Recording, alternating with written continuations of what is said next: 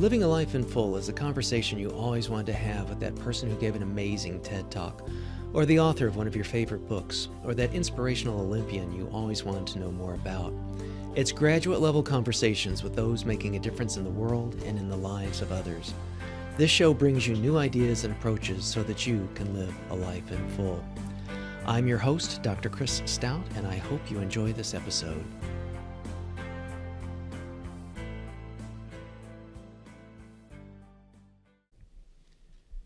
This episode of Living a Life in Full is brought to you by ATI Physical Therapy. If you need physical therapy, choose ATI. ATI offers exceptional care, trusted expertise, and remarkable outcomes, customized to your needs. ATI has over 800 clinics coast to coast in 25 states. Want to start feeling better fast? ATI can help address chronic pain or recovery from an injury or surgery expertly, quickly, and conveniently. ATI's FIRST program uses a performance-based methodology to safely return injured workers to their workplace. FIRST is designed to increase strength, endurance, and cardiovascular functioning. ATI's sports medicine provides athletic training services to help athletes get back in the game. ATI has hundreds of professional, collegiate, high school, middle school, and club relationships nationwide. ATI also offers a variety of specialty services, including home health, hand therapy, and women's health.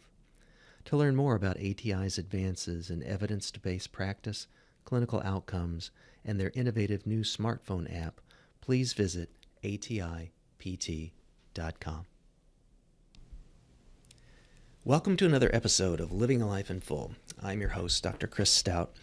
I'm very excited today to have a good friend who I haven't talked to in a while, Jamie Metzl. Jamie, if you don't already know, because you've probably seen him in a variety of media outlets, writing and blogging and presenting CNN, etc. He's a senior fellow of the Atlantic Council. He's a technology futurist, geopolitical expert, novelist, blogger, syndicated columnist, and media commentator. He previously served as Executive Vice President of the Asia Society, Deputy Staff Director of the U.S. Senate on Foreign Relations, Senior Coordinator for International Public Information at the U.S. State Department, Director for Multilateral Affairs on the National Security Council, and is a Human Rights Officer for the United Nations in Cambodia. He's a former partner of a New York-based global investment firm. He's a faculty member for Singularity University's Exponential Medicine Conference. He was Chief Strategy Officer for a biotechnology company, and he even ran for the U.S. House of Representatives. Jamie served as an election monitor in Afghanistan and in the Philippines.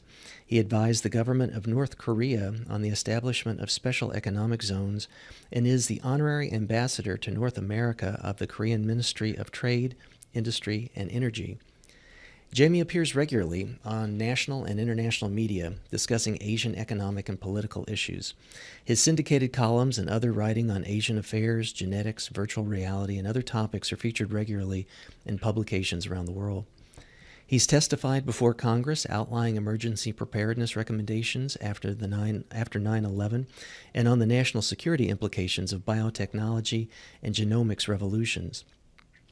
Jamie's the author of A History of the Cambodian Genocide, a historical novel, The Depths of the Sea, and the genetics thrillers Genesis Code and Eternal Sonata. His nonfiction book, Homo Sapiens 2.0, Genetic Enhancement and the Future of Humanity, will be published by Sourcebooks in spring 2019, all of which we'll be doing a deeper dive on. He's a founder and co-chair of the National Security Organization Partnership for a Secure America.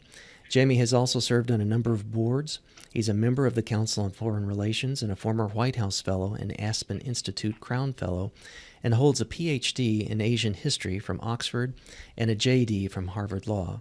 And he is magna cum laude, Phi Beta Kappa graduate of Brown.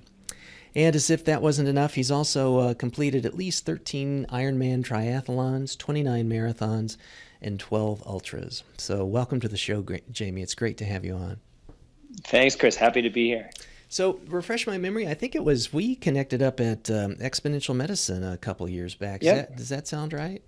Yeah. No, it's great. Always such amazing people there, and everybody whoever we are, whatever we're doing, has so much to learn. We're all behind the curve in learning because the world's changing so fast. I love going to events like that and meeting great people like you and the others. No, well, thanks. Yeah, I certainly gain so much from those kinds of things. I have to say, Jamie, your accomplishments, I mean, they are as marked as they are varied.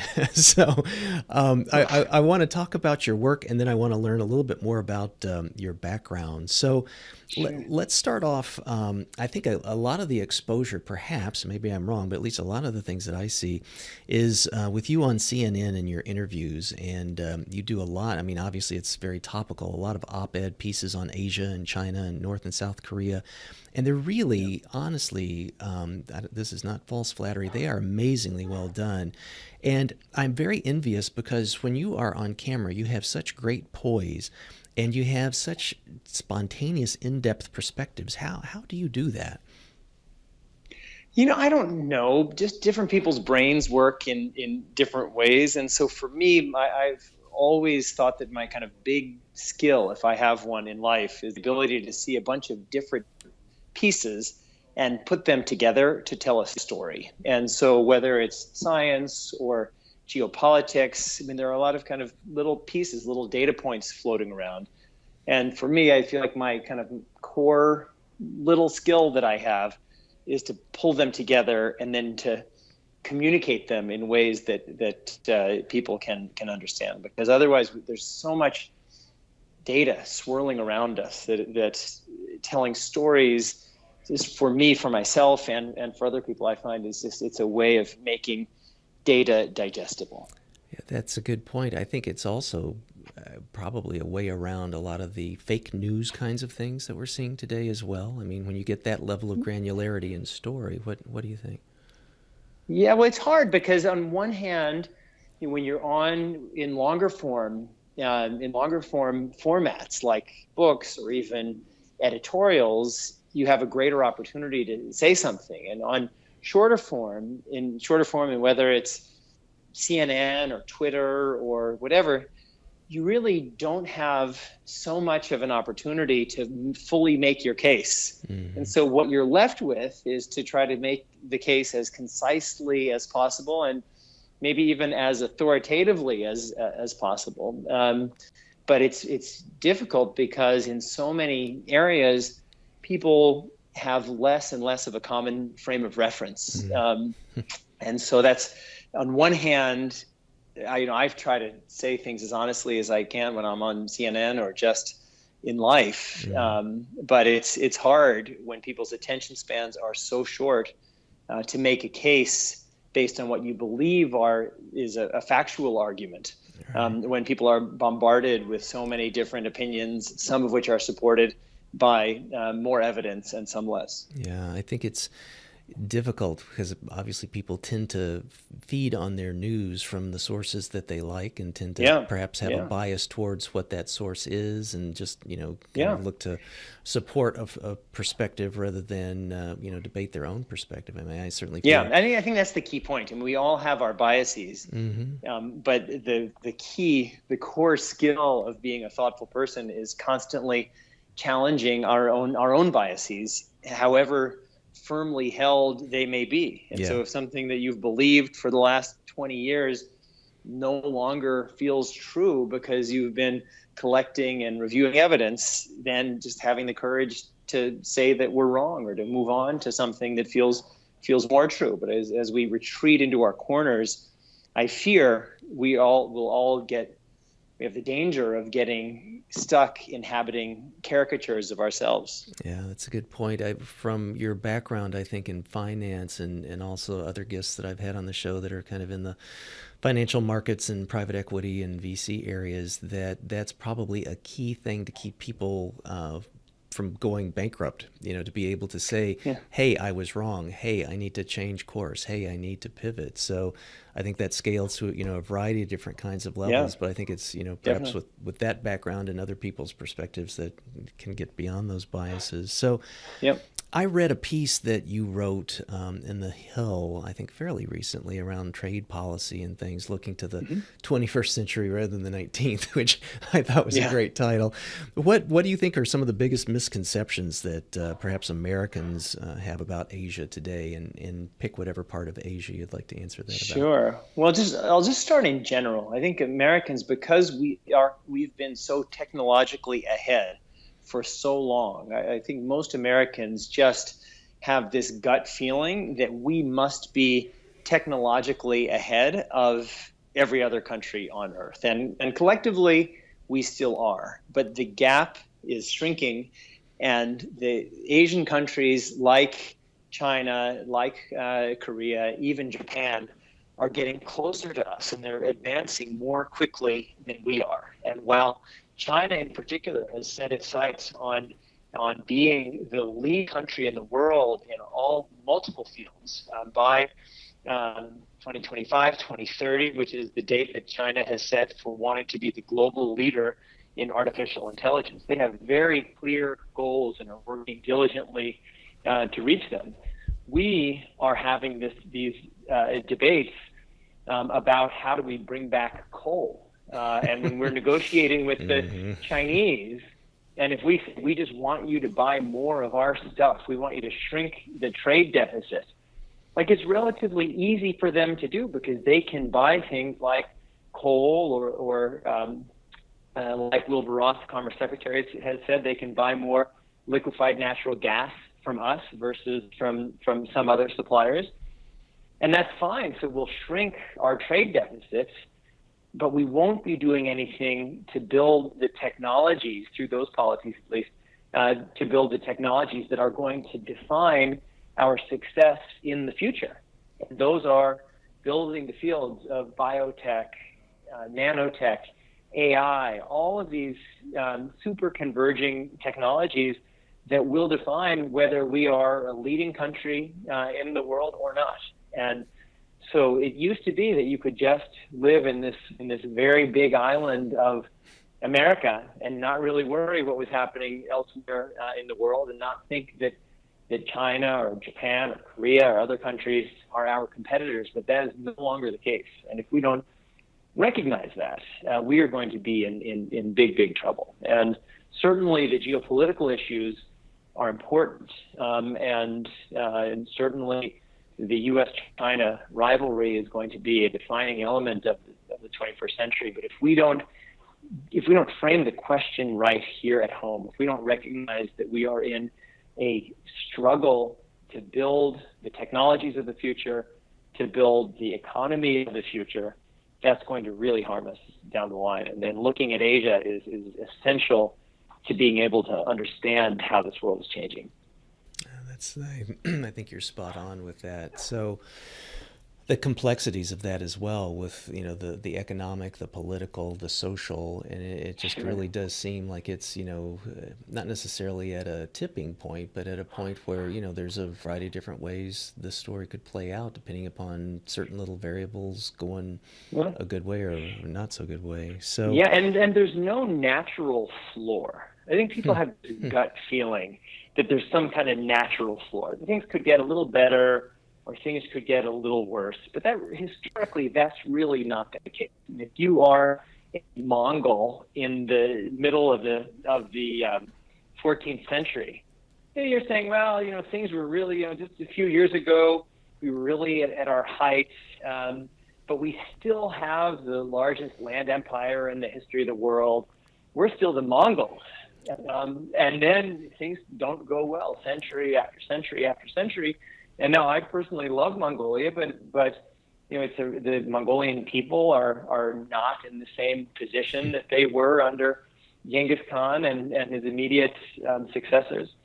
And so there's no natural reason that the United States needs to have its current level of wealth or power. And the only reason we have it is because successive generations have invested in making us as competitive as we can be. And if we stop doing that, then there's no natural bottom for how low we can sink. Yeah. I have a lot of faith in this country, but it's not a foregone conclusion that we will succeed. Yeah, that's really a good point. I think we need to keep that in mind with, just even the little iterative steps of what directions things go in. So, Yeah, I'm going to take a little Asia shift here. One of the sure. things in doing research on you, I saw just a wonderful shot of you and the Dalai Lama. We'll put it in some of our materials. Tell us about that. What was that experience like?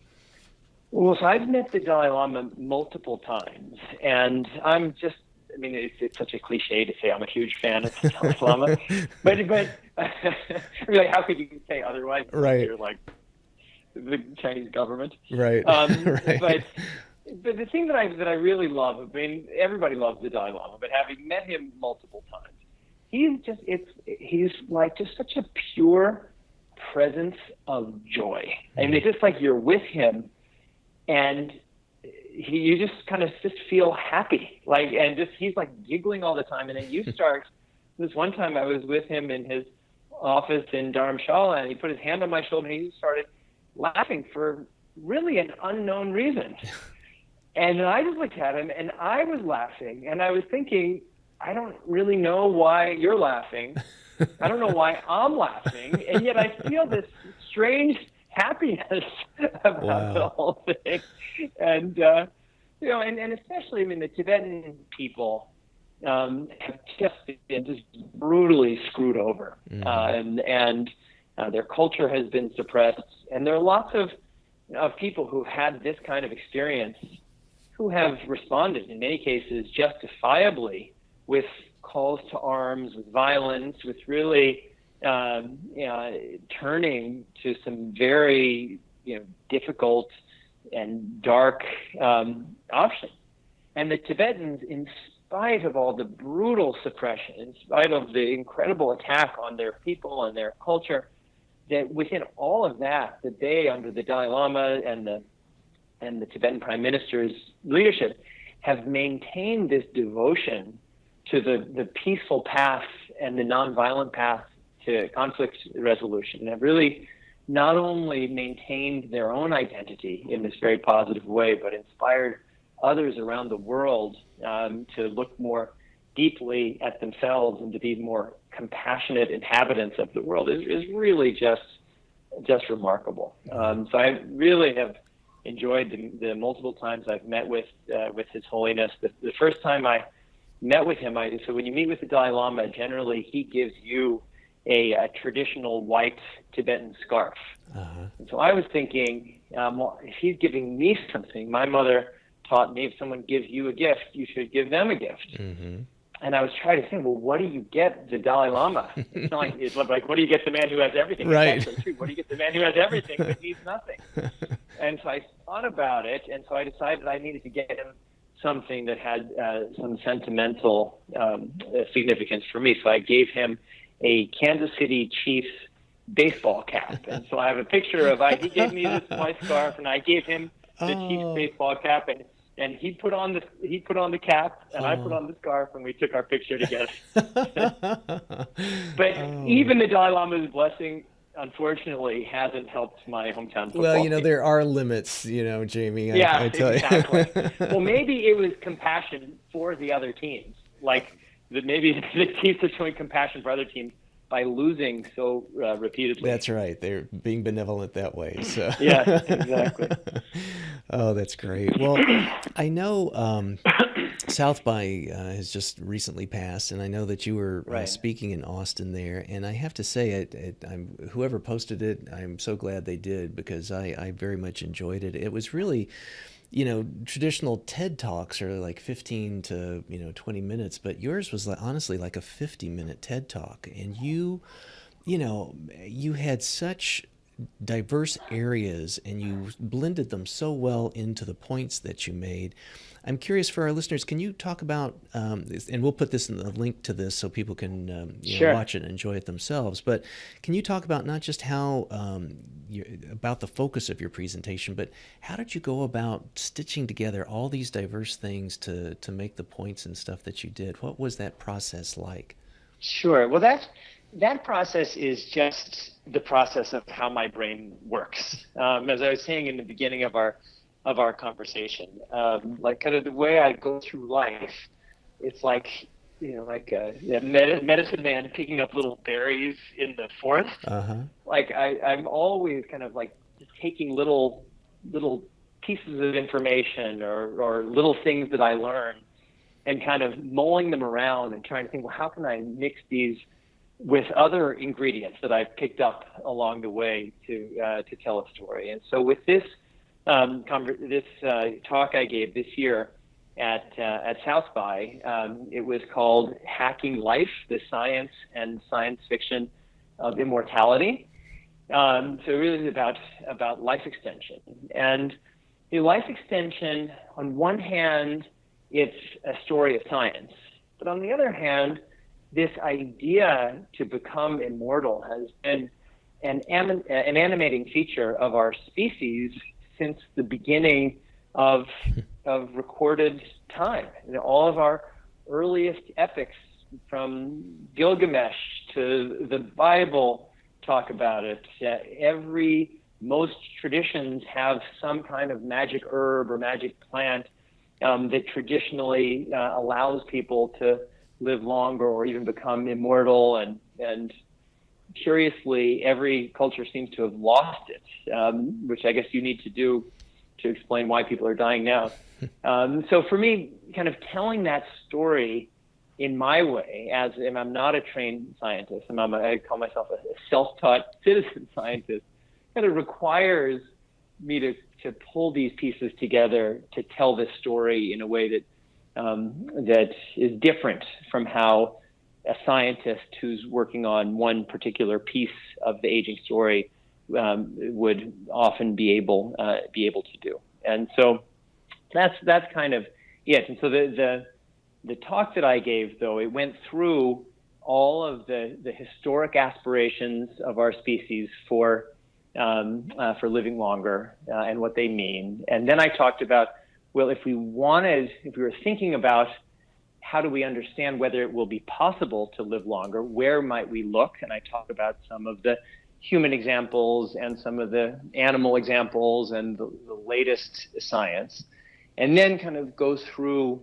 what are all of the steps that we can take in the short, medium, and long terms to make living longer and healthier possible. And at the very end, talk about whether this idea of immortality that futurists like Ray Kurzweil have talked about is possible. And just a spoiler alert, but is that I don't think immortality in this bodily form is possible. But the things that we do in life are certainly immortal. I don't know how long this podcast is going to last, but anyone who's listening to this 1,000 years into the future, thank you. Thank you for finding this. But also I think that we will have, some form. It won't be us, but some form of downloaded version, some version of our brain that won't be us, but will be connected to us. Probably at some point we'll be able to live and live on, and that's it's a form of immortality, and that's maybe good enough. Yeah, it brings up it could be 5 more podcasts on transhumanism and things like that. I wrote a piece. I'll see if we can find the link. It was it was in the 90s, which I guess maybe is a good thing because that was like a long time ago to think about such stuff. But I wrote a piece called Immortality, and talking about not necessarily anything that's so transhuman, but in the concept of having an AI that has sort of machine learned a person and then being able to kind of virtually reproduce that person. So, when my great-grandchildren want to hear what Grandpa Chris has to say about blah, blah, blah, they could, ask something or punch it in. So I think, I think that's likely to happen. I think the reason is because we're all going to have these personal service robots accompanying our lives. I mean, right now we have, I wouldn't even call it version 1.0, but it's version 0.001, which are our Alexas and our iPhones and our OK Googles. But over time, these are going to get a lot more sophisticated. We're going to have some kind of personal AI with us constantly for the entirety of our lives. And eventually that AI may or may not take some kind of corporeal form, whether it's a robot or something else. And so it'll be very easy when you say, hey, show me Grandpa Chris's 60th birthday party, or remind me of this, or play me my mother's voice singing a lullaby, and just like all of that will be embedded in this AI entity. And then there's something that's for some people kind of scary, but there's also something kind of wonderful about that. Yeah, I think you're right, and I think I'll have to research this and stick it properly in the show notes, but I seem to recall some years ago, 3+ years ago, I don't know if you've heard this, like Gordon Moore was like tracking his daily activities and things like that. Does that ring a bell? I hope I haven't hallucinated that, but I don't know, but we'll look it up in the show notes, because it seems like this kind of crazy experiment. Yeah, we'll get this posted, but if memory serves, I think it was Gordon Moore, because Moore's Law, famous guy, was doing something along those lines in a very just basic fundamental kind of way. But we'll pull out of that rabbit hole. And half of every kid on Snapchat is doing. When I was at South by last year, there were these kids all in their early 20s who were Snapchat stars. So I kind of was with them for a little while after I met one of them at a dinner. And it was just incredible, because they were going, and all these kids were making hundreds of thousands, if not millions of dollars. And all they were doing is like, they'd be having dinner. It's like, they'd film like, hey, Snapchat, I'm about to have a bite of this burger. I'm biting the burger now. Oh, it's a good burger. And I was there, it's like, does anybody care that like all of these people are eating a burger? Yeah. And apparently they do. So I think that there's going to be, like, now you have to take an action. If you're recording some part of your life, you have to press a button or do something. But I think in the not that distant future, it'll just all be naturally recorded, and we'll want it to be recorded. And even now, like I'm speaking to you, if I say, okay, Google, lights up. Like, she says she's unable to process America. If I say, Alexa, lights up. So already this is happening, but it will become much more significant with time. Yeah, I think we'll have a lot of interesting episodes of Black Mirror and stuff in the future. Yeah, yeah. So I know one of the things you've also talked about is like the future of reproduction, and I'd like you to kind of just opine a bit about what do you think about that as it relates to like the future of medicine? You talked about like being able to select more desirable embryos, and I'd like you to talk about the pros and cons of that. It sounds kind of Gattaca-esque to me. So what are your thoughts around that? Hold on one sec. Because I said her name, Alexa has started speaking. Alexa, stop. That's really funny. That was the point. Yeah, this will be one of those quaint things 1,000 years from now when people are listening to this. Exactly. It's like, remember that? It's like, it used to be the dog was barking. Right now. It's I can't even say their names. It's OKGOOGLE and ALEXA. It's just actually just as you would do if you had a little kid and you didn't want them to know you were to spell out there. Right. Yep. So the future of reproduction, in my mind, it's the key to everything else, because we are learning so much about what our genes do, and not just what our genes do, about how the ecosystem of our genes are embedded in the more complex ecosystems of our body that is set in the complex ecosystem of the world around us. And all of these systems are constantly interacting with and responding to each other. So it's very complicated. But the more that we learn about how our body works, the more we're going to be able to make choices and interventions. And while a lot of people, myself included, are thinking and writing about the future of human genetic engineering and imagining how we're going to use tools like CRISPR and other gene editing tools that will surely come in the future to rewrite our code.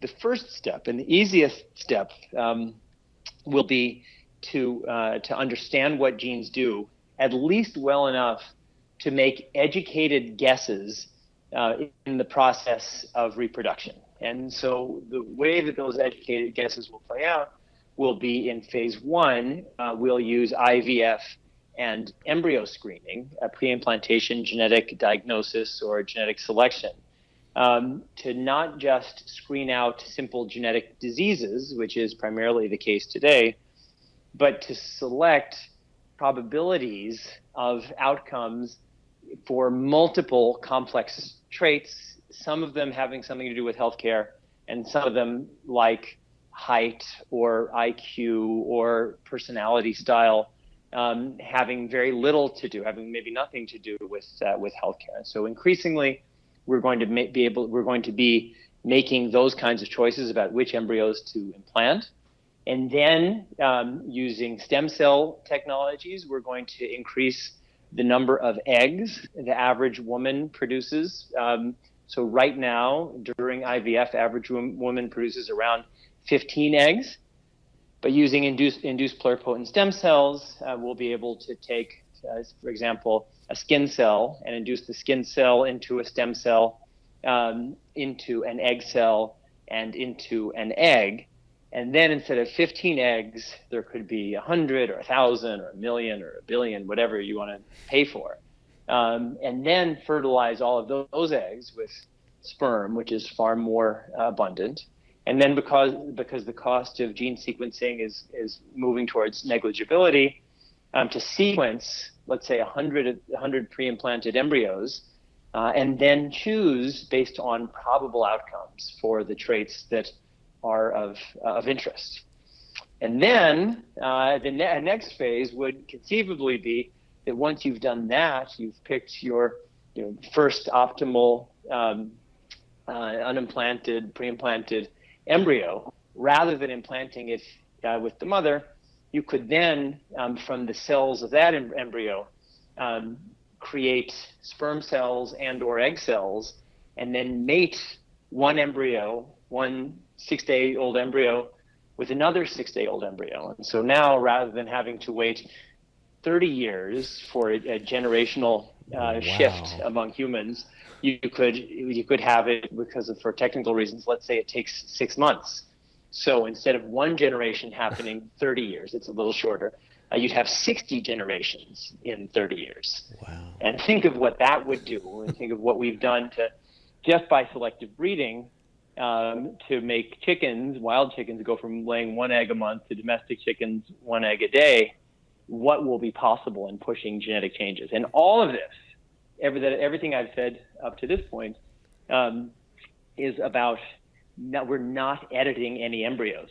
So this is just the natural, quote unquote, unadulterated human DNA. So it's all just supercharging selective breeding. And then on top of that, then there's all of the CRISPR and gene editing, and where again we'll move from the single gene mutation diseases and traits, and there's a lot of progress already happening for eliminating diseases like sickle cell disease, and there's some other really terrible, deadly single gene mutation diseases.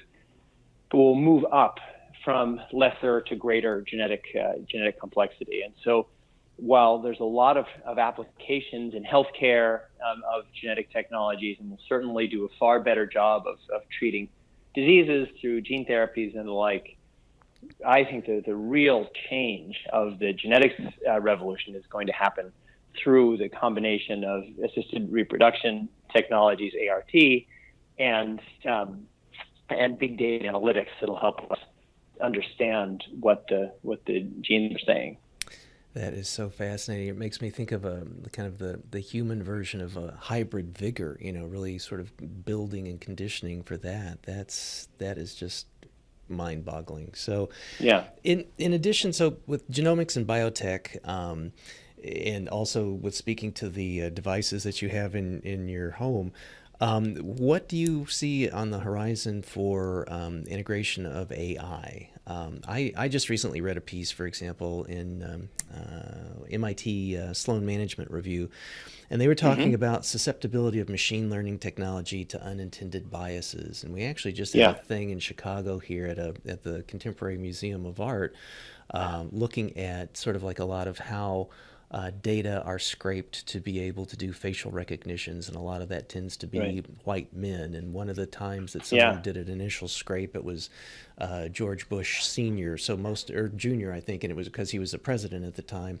And a lot of the images are predicated off, variations on those things, which seems kind of crazy and obviously biased. But do you have thoughts about AI and machine learning? And we started Sure. talking Yeah. about bias with news, but I'd be interested to hear your synthetic view on that.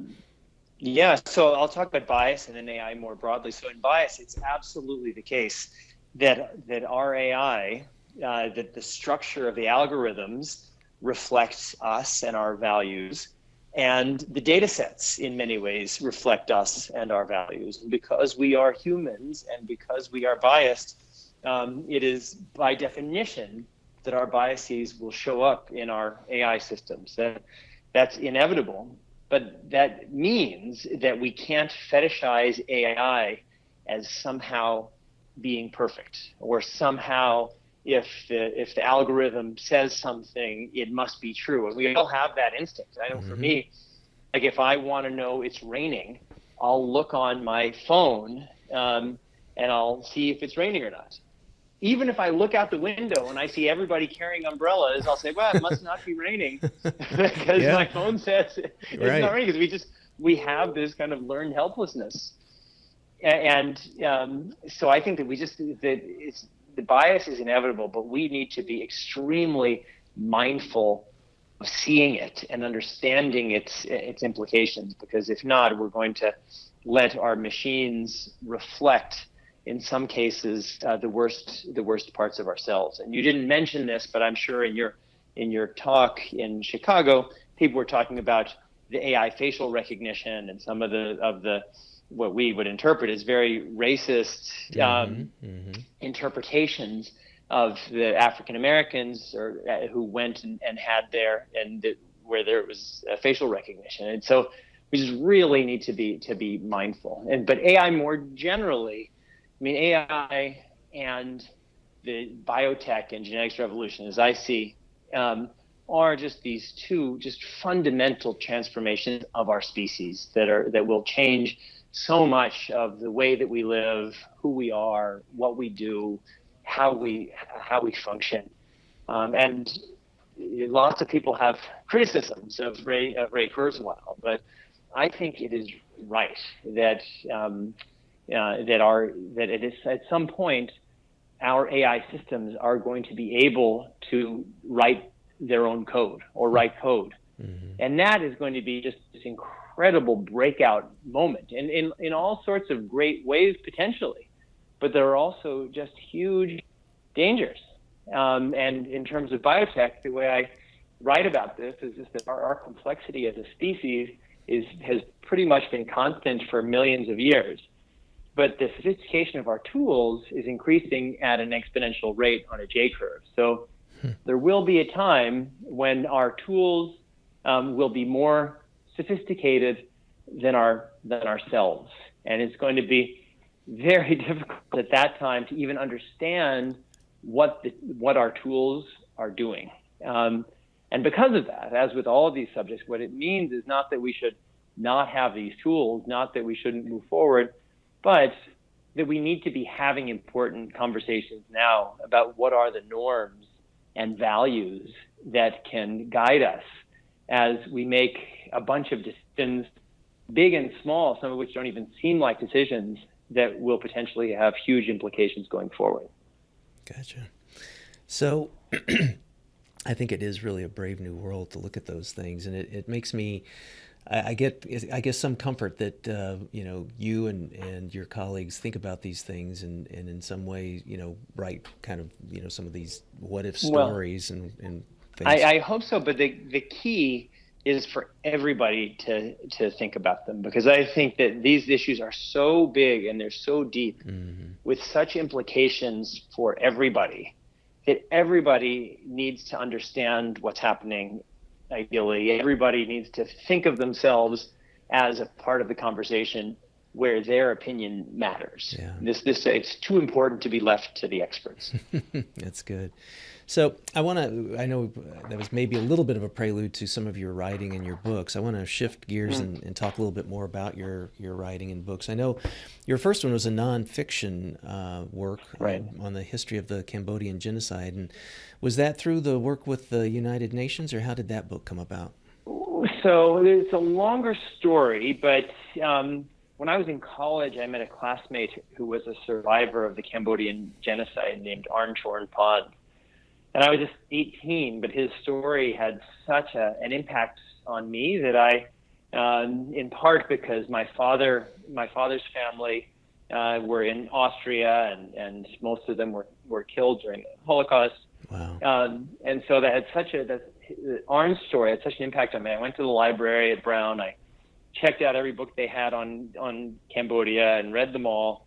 And in that summer, quit my job in Kansas City, had a garage sale of all the junk in my parents' house, used the money to buy a ticket to go to Thailand, and went to a refugee camp and said, "Hey, I'm here to volunteer." Wow. And remarkably, they took me. And so I started out as a teacher in the refugee camp, and then I realized that the curriculum wasn't any good, so I rewrote the curriculum, which became the curriculum for the school. And then they put me in charge of training all the other teachers. And so this all happened very quickly. Advancement happens quickly when you're 18 in a refugee camp. Yeah. Typical 18-year-old summer job. Yeah, exactly. Yeah, exactly. And so I got very, very involved. Went back to Brown, did a lot of volunteering in the Southeast Asian community, and then went to Oxford to do my PhD on this question of why did the world fail in responding to the Cambodian genocide? So I did 1 year of research, or 1 year of work at Oxford, and then left for 2 years to go and live in Cambodia, where I was working as a human rights officer for the UN. Wow. And then came back and finished my dissertation, which became my first book, which was that history of the Cambodia genocide. What a story. Golly. Were you in Phnom Penh or all over? I was based in Phnom Penh, but we were setting up a nationwide human rights investigation and monitoring system. Mm-hmm. And so traveled to all of the provinces of Cambodia, and we saw some horrific things, because the war was winding down, but there was then, even as today, but a lot more then, just a lot of killing and repression, and our job was to figure out what had happened and what the UN, if any, could do about it, if anything. I visited that. I guess it was it a high school that's in Phnom Penh? Yeah. I can't think of the name of it, but it was so. Tool Slang. Yes, Slang. We'll put it in the show notes too. It was so moving. It's really incredible what humans can do to each other. Yeah. And if we're not mindful of who we are and what we stand for, people unfortunately can be so easily led to do horrible things. Mm-hmm. And even to this day, they're still taking out landmines and things. I mean, it's just unbelievable, the legacy. So So your next book was then your first novel, and it wasn't really techie, but more historical, Depths of the Sea. Why a novel, and why historical? Yeah, well, so I told you about my first book, but when you do a revision of your Oxford doctoral dissertation as a book, it makes for some dense reading. And so I felt like, God, there's this story that needs to be told, but I've written it in a format that makes it very difficult to share. And then I went and lived my 2 years in Cambodia, and I came back and when I was finishing that first book and the dissertation, I just felt there was so much on a personal level of kind of what does it mean to be in a place where a genocide has happened. We're forgetting all the geopolitical reasons and the political reasons, just personally. And I just felt like I wasn't capturing that in that first nonfiction book. And so what I realized I kind of had to do was to write a novel that told the story of the Cambodia genocide, but through the experience of different types of characters who were connected to it. And so that was where the depths of the sea came from. So then a lot of that was informed by true, real world kinds of things. But yeah, very much yeah, so. gotcha. And the characters were all made up, and the kind of emotional side of it was just what I imagined. But the context was real. Wow. So then not even the storyline wasn't real. The storyline wasn't real, but the context was real. Gotcha. So you then followed up with two genetics-based thrillers, The Genesis Code and Eternal Sonata.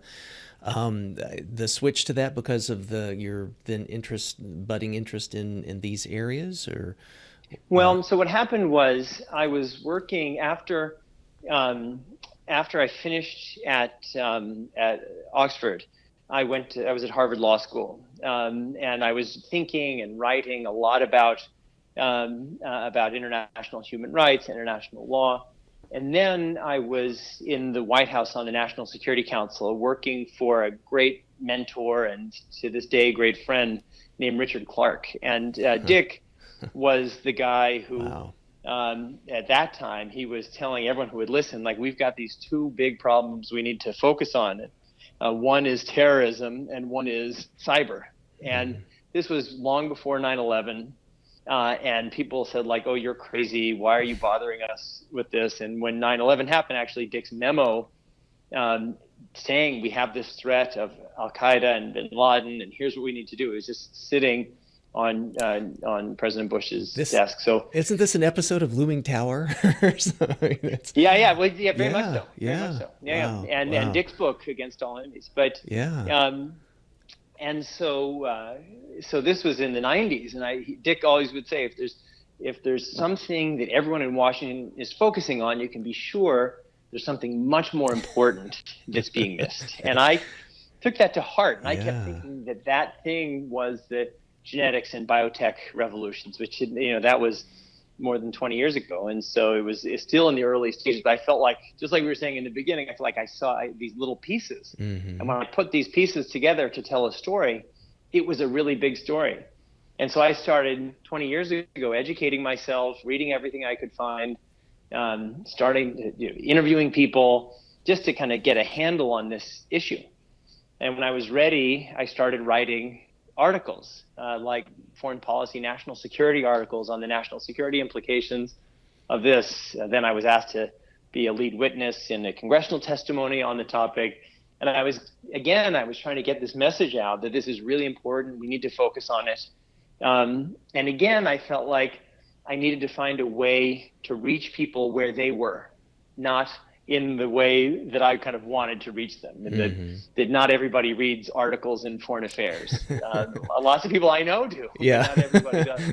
And I had that same instinct as I had going from my first book to The Depths of the Sea to say, well, I want to tell this through a story. And so my first book, my first of this series, Genesis Code, talked about the future of human genetic engineering in the context of a U.S.-China rivalry. And the actual story is that a reporter for the Kansas City Star investigating the murder of one woman starts realizing that other women who were like her in their early stages of pregnancy are being murdered around the country. And in piecing together this story, he stumbles upon a much bigger plot involving U.S. intelligence and China and different evangelical groups. So that was Genesis Code. And then Eternal Sonata, which is the sequel, deals with issues of human life extension. And in this case,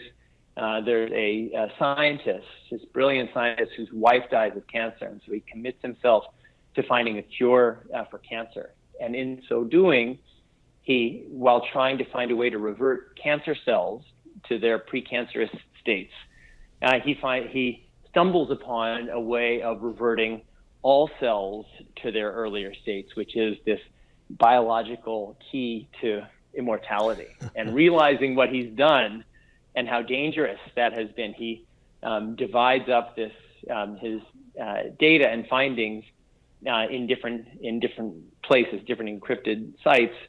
And then, of course, because it's a thriller, he's murdered, which unleashes this global race to find the secrets of immortality and all of the wealth and power that come with it. I love it, man. But then, so then I'll jump ahead to your next question.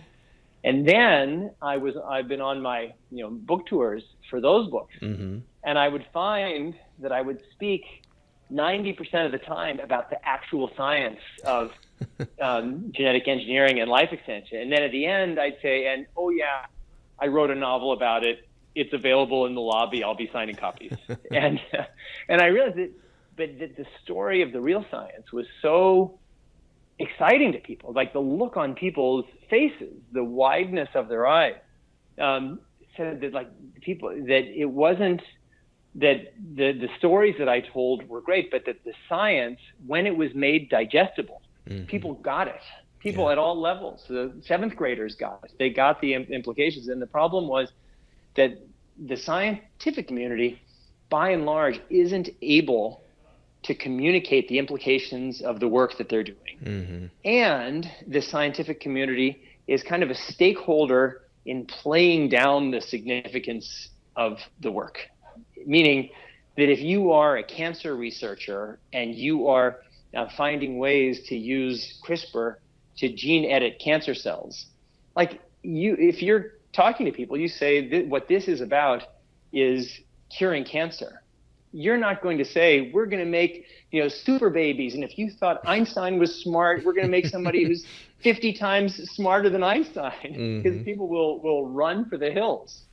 And so in some ways, it kind of takes science fiction writers and futurists and kind of futurist scientists like George Church to really think about where is all of this going and what are the implications. Wow.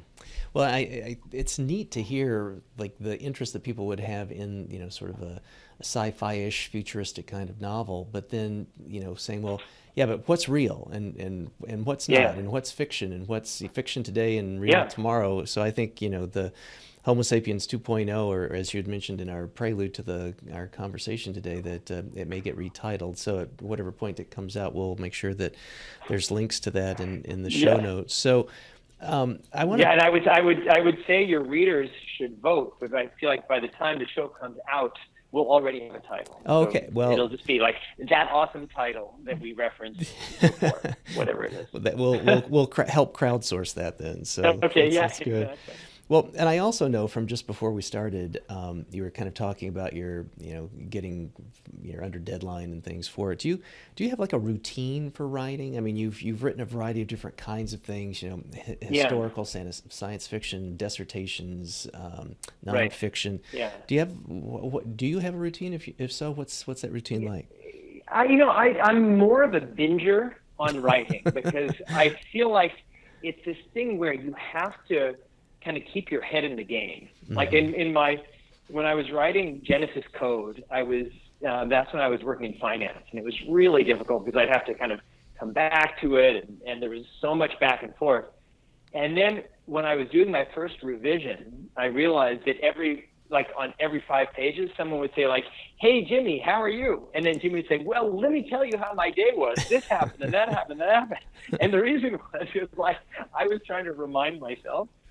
But and so now I like to binge, because when I'm in writing mode, when I'm not in writing mode, you sit down and you write for 3 minutes and I haven't cut my nails in a while. Maybe you could. Right. Once I get it in writing mode, it's kind of hard to peel me away from the screen, because it's when I'm in it, I'd rather just stay, and that's kind of where I am now. I mean, I take breaks for important things like this interview, but so pushing toward that deadline. And that's the thing, is because all of writing, it's like a puzzle, and especially for longer form works like books, it's kind of, you need to kind of keep your head to think about how all of the different pieces together. And with this one, with formerly known as Homo Sapiens 2.0. It's TBD. Mm-hmm. Because I'm writing it, it's nonfiction, but with a voice.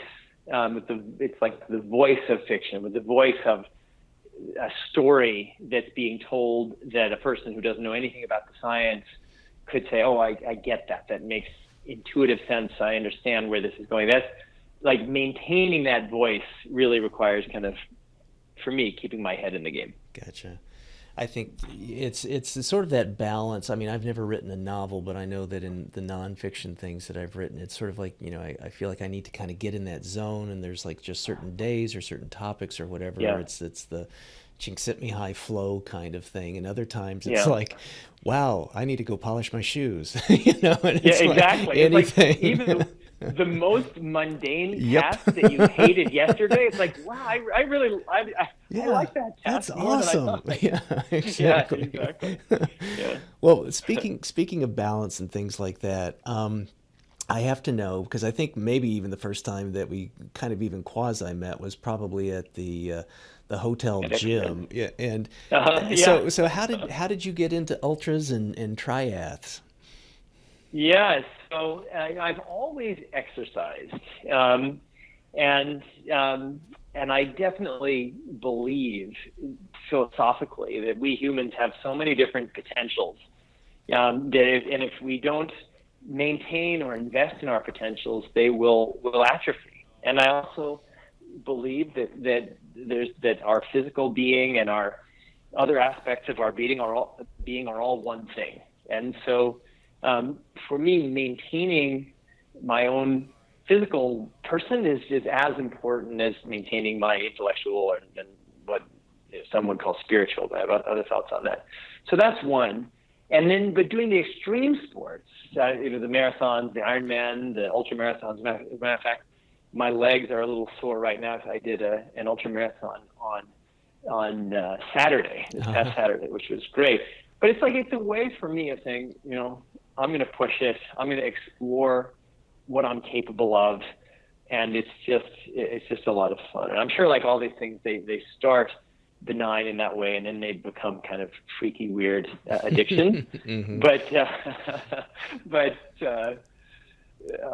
it's just I like these ultramarathons that I do mountain trail runs. Wow! And it's like, if you like going on a 7-day hiking trip, like, wouldn't it be great to do that whole trip in one day and have other people carry your food and water?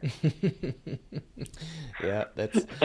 I mean, yeah, I'm a quite the amateur, ultra guy, but it just there is just something about being out in the woods, out in nature. I mean, it's so different than wonderful pounding an asphalt urban marathon, which is fun and cool too. But I mean, it's almost like a different thing, Yeah, it's a different, and the dirty little secret, and I tell everybody who will listen, is that at least the ultra marathons that I do, which are 50-kilometer mountain trail runs, mm-hmm. they're actually 32 miles. They're actually easier than marathons, which I truly believe, because you can't run the whole way, because sometimes you're on these kind of steep inclines, you're on little rock faces or whatever. Mm-hmm. But it's kind of great, because the more I tell people that they're easier than marathons and they're not that hard, the more they think that I'm being humble, and then you even more afraid. But I said, no, I'm and so anyway. It's true. But ultras, they're just so wonderful. And you call yourself an amateur. Everybody's an amateur. It's like, what could you win? Right. A belt buckle. Yeah, exactly. So, and just a quick little aside, you have two brothers, and they're both three brothers. Three brothers. Okay, and are all of you guys like triathletes and two physical of us guys? There were three of us. Everybody does some physical stuff. Mm-hmm.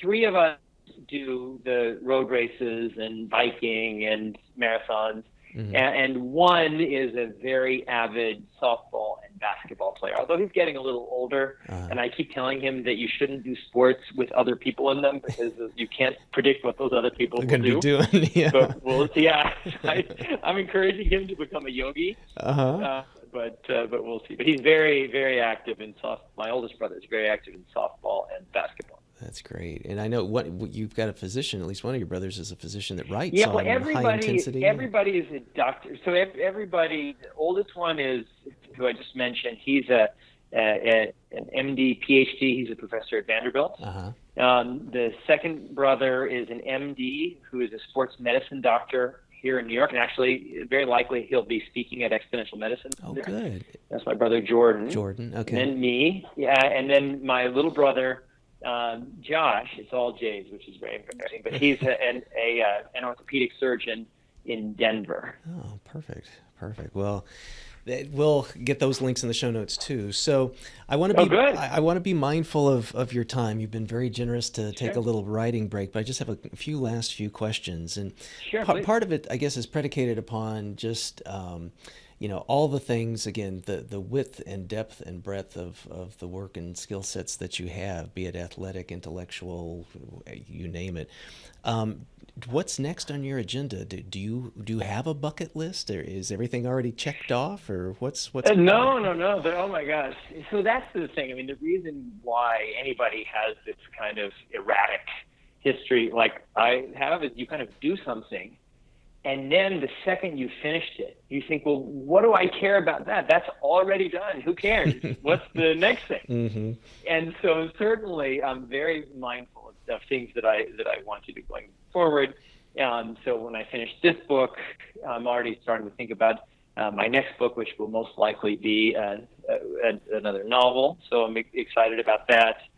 With some other friends, we're starting a process of building a company that will be what our goal is. Whether it happens or not, we will see, but it's to be just like Airbnb found rooms laying around and Uber found cars laying around. Our contention is that there's a huge amount of expertise laying around, that every adjunct professor making $15,000 and all of these great experts who kind of have a way of monetizing this very valuable knowledge that they have just don't have a place. And so what we're trying to do is to create a marketplace for commercializing valuable expertise that a lot of people have. How exciting. That sounds great. Yeah. Great. Yeah. Well, to last couple of questions, what for people that have been inspired by your work, maybe they've read your books, they've seen you on CNN, they've read your blogs. Do you have advice for anyone, whatever level of career, be it looking to college, looking to grad school, looking to career, of doing the kinds of things that you do? What advice would you have? Where would you point them? Yeah, sure. So just a few kind of general principles. One is, I think it's always good to have a plan. Even if you're in high school or college, whatever, have a plan. You don't need to stick to your plan, but have a plan, have a reason why you're doing it, and then constantly evaluate, is this the right path? And if it turns out it's not the right path, then swap it for another plan. But I find kind of a lot of people, especially people kind of like me, for whom kind of school and a lot of things and even awards come relatively easy. And so there's a tendency that for people who really have to work hard. Somebody says, I want to be a dentist, and that's like a huge mountain to climb, and that's great. Like those kinds of people can be more settled in just, I'm a dentist. Mm-hmm. But for people, and I know many people like this, I went to college with a lot of them, for whom a lot of this stuff comes very naturally. It's harder to kind of imagine ourselves in one thing because so many of us are trying to kind of grab the whole world. And it's something I write about in my novel. If you try to grab the whole universe, you kind of have nothing in your arms. So the other thing is that we all need to kind of pick one or two, and I probably overdo it here, but kind of areas that we are really kind of focusing on, but then to think expansively about what those areas are, because whatever field you're in, your field is going to be disrupted by technology and by particularly what's coming out of China. Mm-hmm. And so if you aren't not just thinking about what you're doing, but thinking about all of the concentric circles around that, you're going to be blindsided because you have competitors that you didn't realize were your competitors because they're right now in a totally different field from what you do. And then finally, what I would say is just, it's always been important for everyone to keep learning, but it's never been more important than now. I mean, we should just be learning everything we can because the world is changing so rapidly. There's so much to learn. And so every hour that you're watching Real Housewives of insert city or CSI insert city, like you are wasting an hour where you could learn something really important and relevant. And if you feel like you need to decompress with that hour, make yourself the greatest decompressor in the world by becoming like a yogi or a meditator or whatever, but like just zoning out in front of kind of mindless, mind-numbing television or whatever. I just think there's so much to learn. It's so exciting. It's such an exciting moment that just everybody, we all, myself included, need to kind of jump into that stream and swim. That's great. I think that's sage advice, my friend Jamie.